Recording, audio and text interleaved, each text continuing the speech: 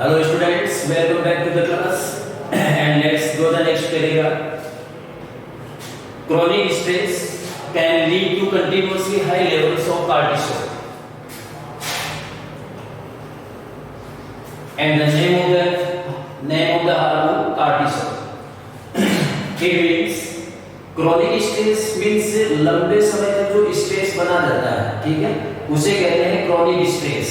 तो chronic stress lead करता है continuously high level of cortisol in the name of the hormone.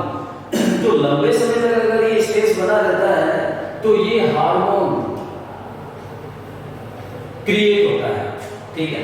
The next line, this hormone at normal levels helps to maintain an active, healthy body, including regulation of metabolism and blood pressure. अब देखो, the benefit of the low level stress means cortisol, the name of the hormone. अब ये hormone अगर कम level पर है, normal level पर है, तो नॉर्मल लेवल पर ये हार्मोन अपनी हेल्प करता है एक्टिव और हेल्थी बॉडी को मेंटेन रखने में, ठीक है, एक्टिव और हेल्थी बॉडी को मेंटेन रखने में. हेल्थी बॉडी में ये भी including regulation of metabolism and blood pressure, ठीक है, मेटाबॉलिज्म अपनी पाचन क्रिया. The next line, but excessive amount of cortisol, excessive का मतलब टू मच अमाउंट, बहुत ज्यादा अमाउंट, अगर कार्टिसोल की अमाउंट बहुत ज्यादा हो जाए तो can suppress the immune system, ये अपने इम्यून सिस्टम को सप्रेस दबा सकता है. इम्यून सिस्टम अपनी रोग प्रतिरोधक क्षमता होती है जिसे ये दबा सकता है अगर एक्सेसिव अमाउंट ऑफ कार्टिसोल है तो. और अदर काज स्लीप डिस्टर्बेंस का कारण बनता है, लॉस ऑफ एपेटाइट, भूख में कमी का कारण बनता है, ठीक है. और high levels of cortisol can also increase और हमारी हार्ट रेट को इंक्रीज कर सकता है, ब्लड प्रेशर बढ़ा सकता है, कोलेस्ट्रॉल और triglyceride levels they are the risk factor for both heart attack and stroke, heart stroke या हार्ट अटैक. तो इसके लिए रिस्क फैक्टर्स हैं जिसे ट्राइग्लिसराइड लेवल्स कहते हैं. तो कुल मिलाकर इसका मतलब ये है कि अगर हाई लेवल ऑफ कार्टिसोल है, अगर कार्टिसोल हार्मोन अगर अपने शरीर में ज्यादा है, जो किसकी वजह से होता है, स्ट्रेस की वजह से, तो ये अपने हार्ट रेट में इंक्रीज करेगा, अपने ब्लड प्रेशर में इंक्रीज करेगा और कोलेस्ट्रॉल भी इंक्रीज करेगा अपनी वसा. और सबसे जो डेंजरस पॉइंट है वो ये है ट्राइग्लिसराइड लेवल्स का बढ़ना, और जिसमें ये रिस्क फैक्टर है हार्ट अटैक और हार्ट स्ट्रोक, ठीक है. The by product of cortisol act as sedative हमने ग्लोसरी में ये वर्ड देखा था, एक ऐसी ड्रग है जो नींद लाने का रीजन बनता है, ठीक है, और which can lead to change in mood, और जिसकी वजह से अपने मूड में परिवर्तन होता है, specially to feelings of depression, और विशेषकर डिप्रेशन की फीलिंग क्रिएट होती है. डिप्रेशन में धीरे धीरे जाना व्यक्ति शुरू हो जाता है. अगेन समझना सेंटेंस को, the by product of cortisol, मतलब कार्टिसोल का जो बाय प्रोडक्ट है जिसे आप सह उत्पादन कर सकते हैं, वो एज ए सेडिएटिव कार्य करता है. सेडिएटिव का मतलब है ऐसी ड्रग जो नींद लाने का वर्क करे, एक्शन करे, ठीक है, और जिससे क्या चीज की जाती है अपनी बॉडी में, एक तो ये मूड में परिवर्तन होता है, चेंज इन मूड, ठीक है, और specially to feelings of depression, और डिप्रेशन अवसाद की स्थिति को कहते हैं. लगातार अगर ये स्ट्रेस बना रहता है या हाई लेवल ऑफ स्ट्रेस है तो व्यक्ति डिप्रेशन में जाना स्टार्ट हो जाता है, ठीक है. तो यहाँ पर इस पैराग्राफ के द्वारा आपने जो समझा है वो ये है कि क्रोनिक स्ट्रेस अगर लंबे समय तक स्ट्रेस बना रहता है तो इसकी वजह से ये cortisol, the name of the hormone, ये क्रिएट होता है. अब इसके बेनिफिट्स भी है और इसके हार्मनेस भी है, ठीक है.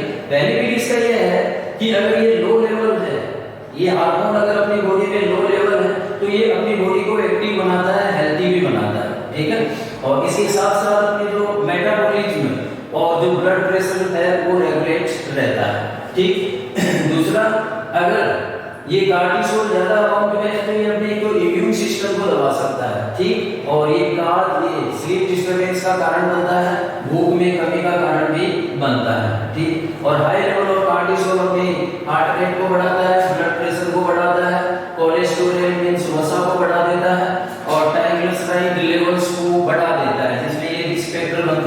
हार्ट अटैक आने के, हार्ट स्ट्रोक आने के, ठीक है।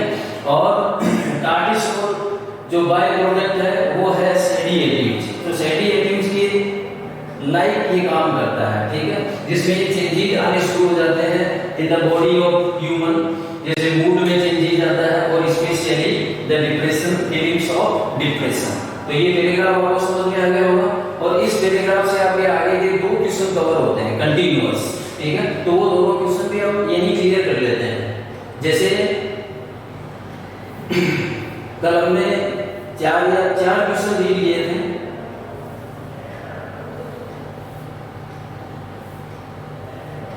हाँ यही है। तो ये 4 क्वेश्चन तो हमने सॉल्व कर लिए थे। क्वेश्चन नंबर 5 देखो, why is cortisol good for our body. तो ये कार्टिसोल हमारे बॉडी के लिए अच्छा कैसे क्यों है? तो हमने अभी पढ़ा कि जैसे low level cortisol helps us to maintain the body active and healthy body. तो ये हमने अभी रीड किया था, आपको लाइन में अंडरलाइन करवा देता हूं, उसको अंडरलाइन भी कर लें।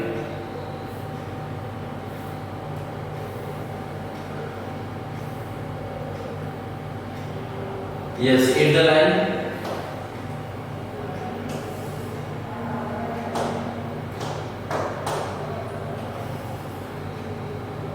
Cortisol at normal levels helps to maintain an active, healthy body, including regulation of metabolism and blood pressure. The answer of the 5 number question. Next, question number 6. वो भी इसी पैराग्राफ से है।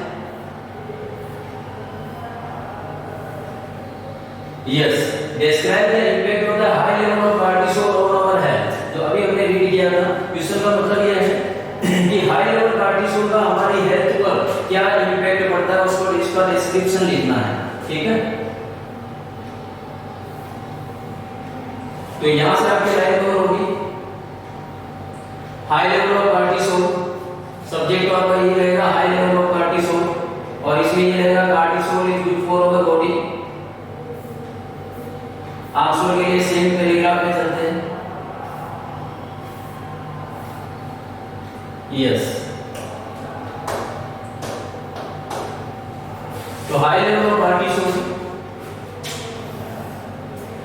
The subject of the question, increase our heart rate. Yoga की जगह आपको लिखना है प्रोनाउन चेंजेस, प्रोनाउन लिखना है our blood pressure and our cholesterol and triglyceride levels, risk factor for both heart attack and stroke। और इससे पहले भी आपको ये लिखना है high level cortisol can suppress the immune system and cause sleep disturbance and loss of appetite, ठीक है।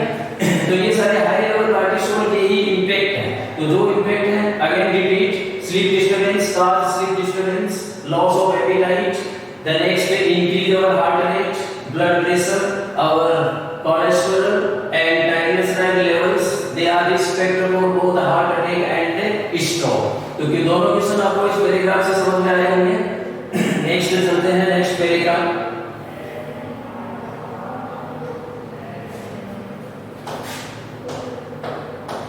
Yes, fortunately the body has a natural counterbalance in the human body, and there is a natural counterbalance to the fight or flight response called the parasympathetic nervous system, and its the other name is relaxation response।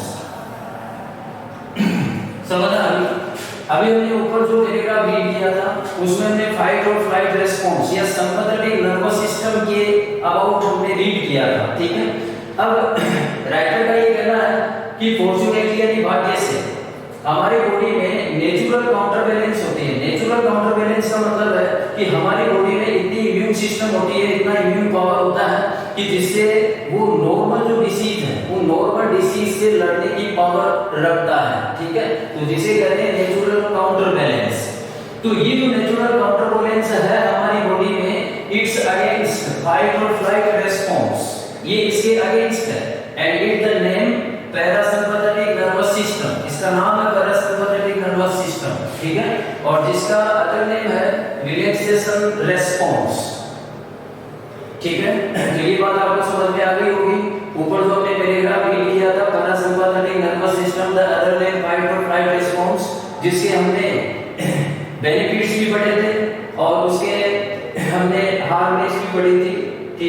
और तो ये इस writer के according ये natural counter balance है इसके against and the name parasympathetic nervous system and the other name relaxation response. अब समझना next line, the parasympathetic nervous system becomes activated when the threat or stressor has passed or ended।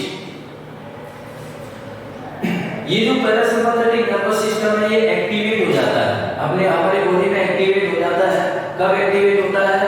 जब कोई भी threat, environmental threat या environmental stressor, मतलब environment में कोई भी हमें धमकाने वाली वस्तु हो या ऐसी कोई वस्तु जो हमें तनाव में ला दे, स्ट्रेसर कहते हैं तनाव में लाने वाली वस्तु, ठीक है, तो उसका एंड हो जाता है या वो अपने आप चली जाती है, ठीक है। मतलब है कि हमारे शरीर में अगर कोई तनाव नहीं रहता तो ये जो पैरासिम्पैथेटिक नर्वस सिस्टम है ये एक्टिवेट रहता है, ठीक है। अब यहाँ पर ये भी है कि it can also be continuously activated consciously है, कंसियसली का मतलब वेरिंगली, जानबूझकर। अब हम इस पैरासिम्पैथेटिक नर्वस सिस्टम को एक्टिवेट कर भी सकते हैं, जानबूझकर भी एक्टिवेट कर सकते हैं। कैसे?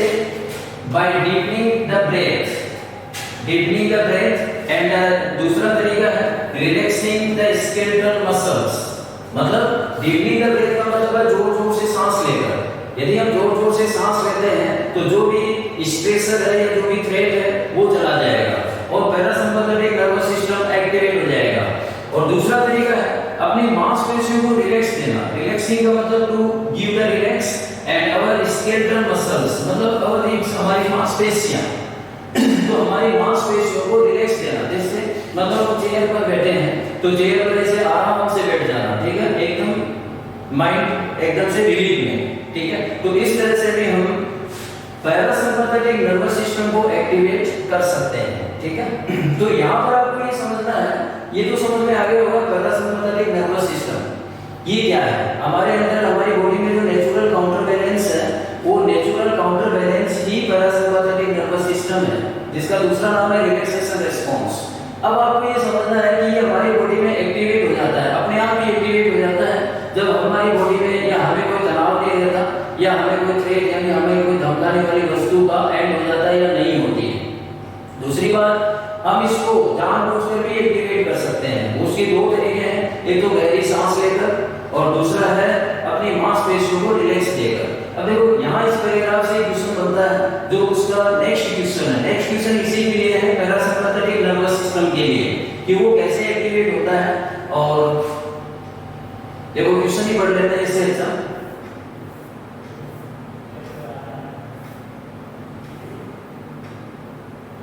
Yes, question number 7 देखो, how can parasympathetic nervous system be activated? मतलब समझ में आ गया होगा कि पैरासिम्पैथेटिक नर्वस सिस्टम को एक्टिवेट कैसे किया जा सकता है।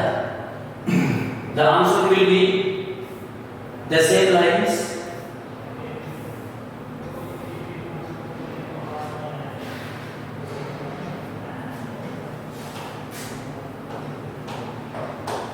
Parasympathetic nervous system, the parasympathetic nervous system becomes activated when the threat or stressor has passed or ended, but it can also be consciously activated by deepening the breath and by relaxing the skeletal muscles. The answer of the question.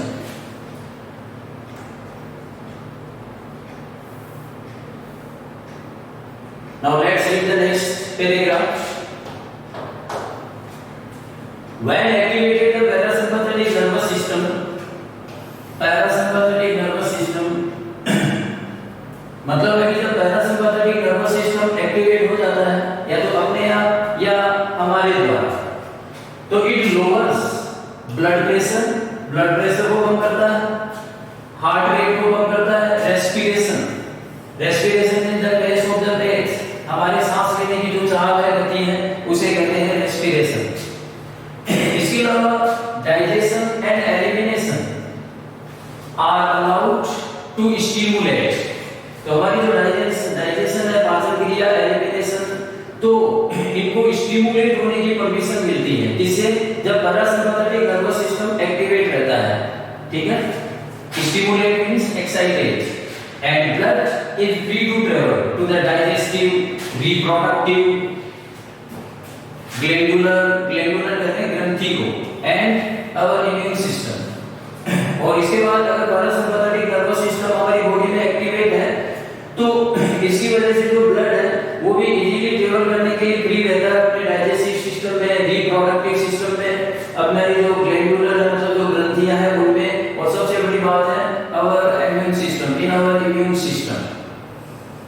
तो हमने immune system के एक fact भी यहाँ लिखा हुआ है कि immune systems necessary for the promotion of long term health.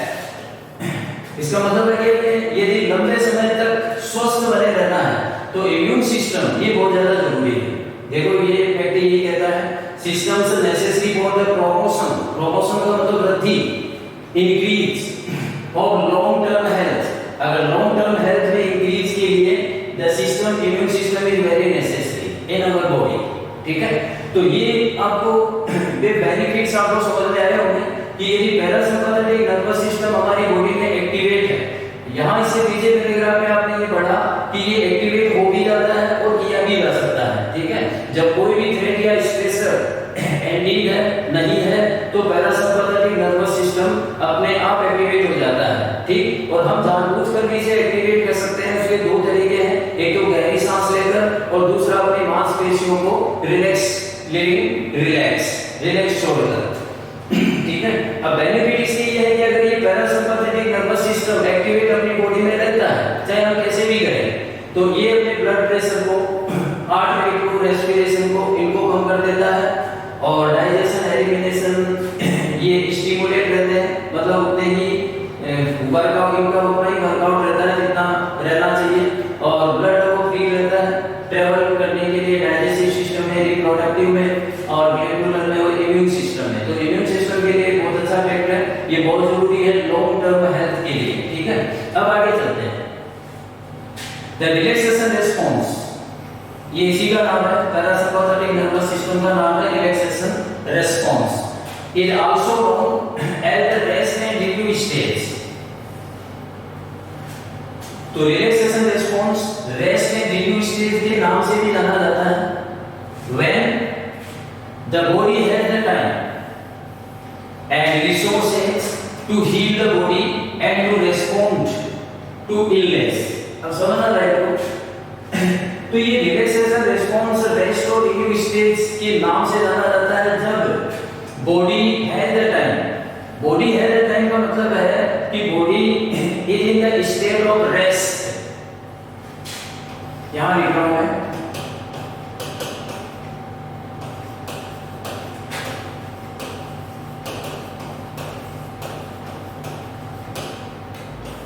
Is in the state of rest मतलब बॉडी पूरी तरह से रेस्ट में है। ठीक है, और बॉडी के पास रिसोर्सेज है बॉडी का इलाज करने के लिए, हील मींस क्योर, इलाज करना, and to respond to illness, और किसी भी बीमारी का रिस्पॉन्ड देना मतलब उसका जवाब देना, रिप्लाई। ठीक है, और हील का मतलब होता है क्योर, इलाज।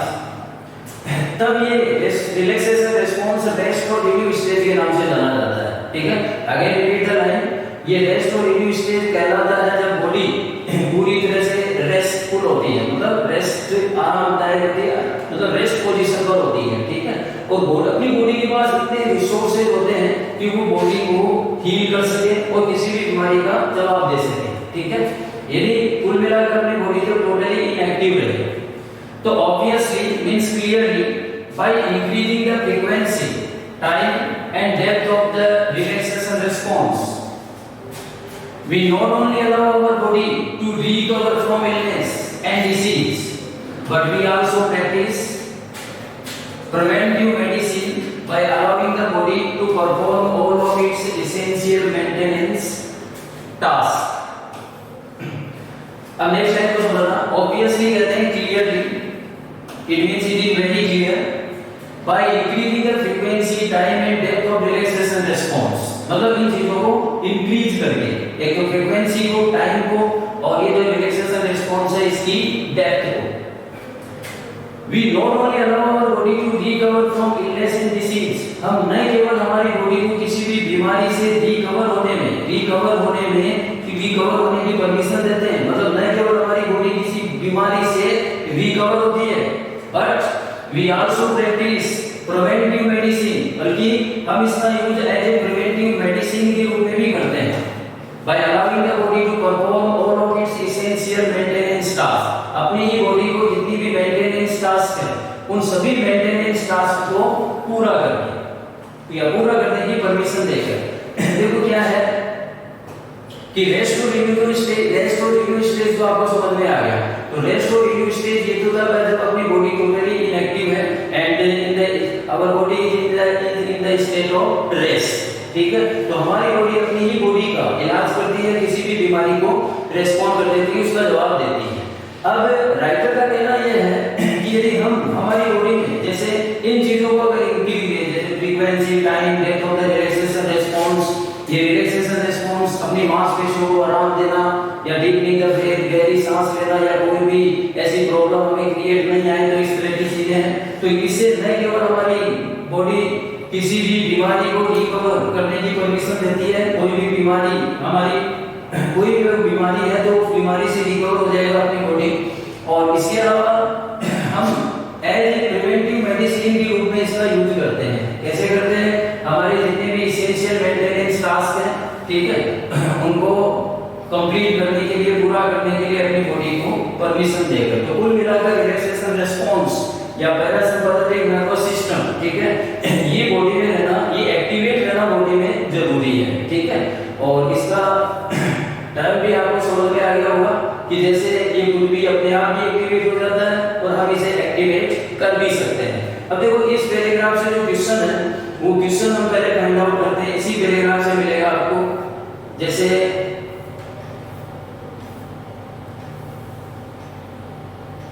ये देखो question number 8, what is the result of rest और रिन्यू इन आवर बॉडी। ठीक है, जो अभी हमने स्टडी किया था, क्वेश्चन एक बार और समझा देता हूं। रेस्ट और रिन्यू, हमारी बॉडी में जो रेस्ट और रिन्यू है इसकी क्या रिजल्ट है। तो देखो ये तो हो गया आपका सब्जेक्ट रेस्ट और renew.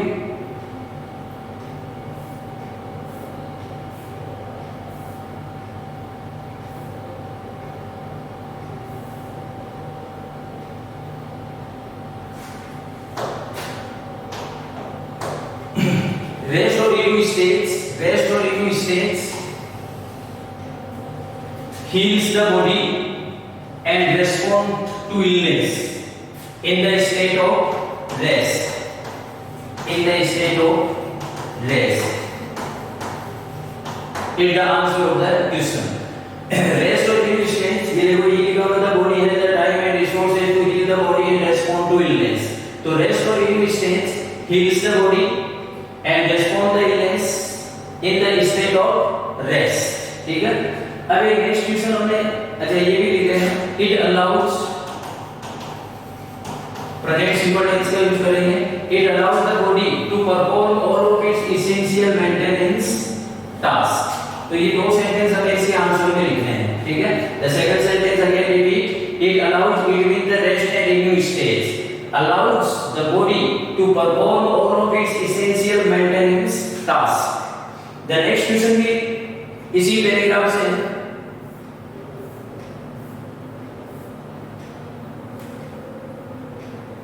Yes, question number 9.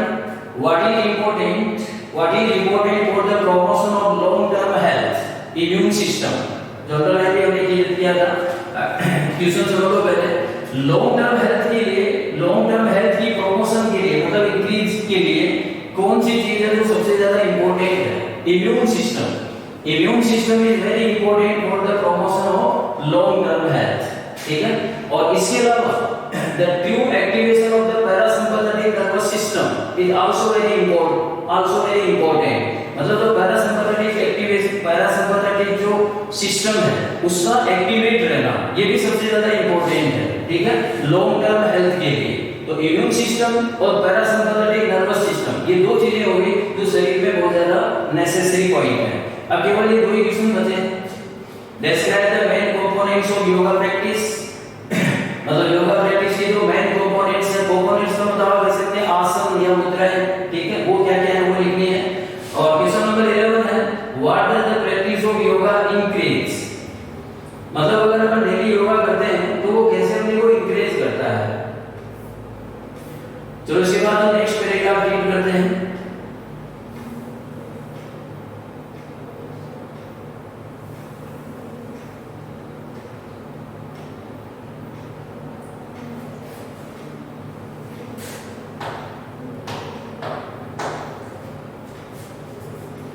Yoga emphasis on long deep breathing and conscious relaxation activate the parasympathetic nervous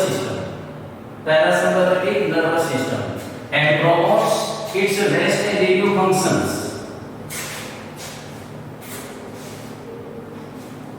देखो yoga emphasis on long deep breathing and conscious relaxation मतलब योग जो जोर देता है ये गहरी सांस लेने पर, लंबी और गहरी सांस लेने पर और जानबूझकर कंसिस्टेंटली जानबूझकर रिलैक्सेशन मतलब अपनी बॉडी को आराम देना। तो ये दोनों चीजें एक्टिवेट करती है, पैरासिम्पैथेटिक नर्वस सिस्टम को एक्टिवेट करती है और ये किसको प्रमोट करता है, रेस्ट और रिलीफ फंक्शंस को। मतलब जब अपनी बॉडी टोटली इनएक्टिव होती है, रेस्ट में होती है, तब भी अपनी बॉडी अगर जो डिसीज है उनका इलाज करती है, उनका ट्रीटमेंट करती है। तो in fact means really a recent study has shown yoga to decrease the level of the stress hormone cortisol in the body।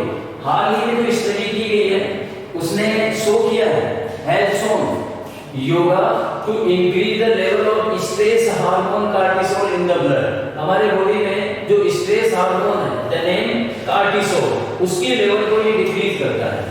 ठीक है, तो हाल ही में ये जो स्टडी है वो ये बात शो करती है। The meditative practice of yoga, ये है ध्यान लगाने की क्रिया। Meditative practice of yoga help to reduce means to decrease, कम करना the responsiveness of the mind to stressor. मतलब वो चीजें जो माइंड को स्ट्रेसर में लाने के लिए, मतलब तनाव में लाने के लिए जिम्मेदार है, रेस्पॉन्सिबल है, उन चीजों को कम करता है, कम करने में हेल्प करता है। कौन सी क्रिया, meditative practice. And to lessen means to reduce, कम करना the intensity of the fight और फ्लाइट रेस्पॉन्स। और ये जो रेस्पॉन्स है फाइट और फ्लाइट रेस्पॉन्स, इसकी तीव्रता को भी ये कम कर देता है। कौन सी प्रैक्टिस है ये है मेडिटेशन इन योगा। योगा में जो मेडिटेशन पोस्चर बनाया जाता है, मेडिटेशन किया जाता है, तो ये दोनों चीजें हेल्प करती है माइंड को स्ट्रेस में लाने वाली जो चीजें हैं, जो रेस्पॉन्सिबल चीजें हैं उनको कम करना और फाइट और फ्लाइट रेस्पॉन्स की तीव्रता को कम करना। Yoga also teaches us to see potential stressors as a challenge rather than threats, enabling one to avoid the stress response entirely। समझना sentence, yoga also teaches us मतलब योगा हमें ये भी सिखाता है to see potential मतलब possible stressors, जितने भी possible stressors हैं उनको चैलेंज के रूप में देखना सिखाता है। ठीक है, और rather than मतलब than अपेक्षा, threat मतलब धमकी की अपेक्षा, और enabling one और हर व्यक्ति को enable बनाते हुए to avoid the stress response entirely। तो हर व्यक्ति को स्ट्रेस रेस्पॉन्स, पूरी तरह से स्ट्रेस रेस्पॉन्स से वंचित बनाने में हेल्प करता है। ठीक है, इनेबल बनाता है। तो it's also the benefit to activate होता है पैरासिम्पैथेटिक नर्वस सिस्टम। तो पैरासिम्पैथेटिक नर्वस सिस्टम जो एक्टिवेट होता है लंबी और गहरी सांस लेने से और जानबूझकर कंसियसली बॉडी को रिलैक्स देकर, तो ये एक्टिवेट हो जाता है पैरासिम्पैथेटिक नर्वस सिस्टम और ये प्रमोट करता है रेस्ट और रिलीफ फंक्शन को। ठीक है, और हाल ही में रिसेंट स्टडी है टू द योगा तो has shown yoga to decrease the level of the stress hormone cortisol in the blood. हमारे ब्लड में कार्टिसोल हार्मोन लेवल कम हो जाता है कंटीन्यूअस योगा करने से। और तो मेडिटेशन पावर है योगा की, ये हेल्प करता है जो माइंड स्ट्रेस रेस्पॉन्सिबल थिंग है उसको कम करने में और फाइट और फ्लाइट रेस्पॉन्स की इंटेंसिटी को कम करने में। ठीक है, और ये हमें ये भी सिखाता है जो पॉसिबल स्ट्रेसर है उनको चैलेंज के रूप में देखना और किसी भी तरह की जो स्ट्रेस रेस्पॉन्स है उनसे पूरी तरह से हमें अवॉइड करने में इनेबल बनाता है। ओके स्टूडेंट्स, आपके लिए इतना ही। The next paragraphs will take in the next lecture. Okay students, enjoy the lesson, have a nice day.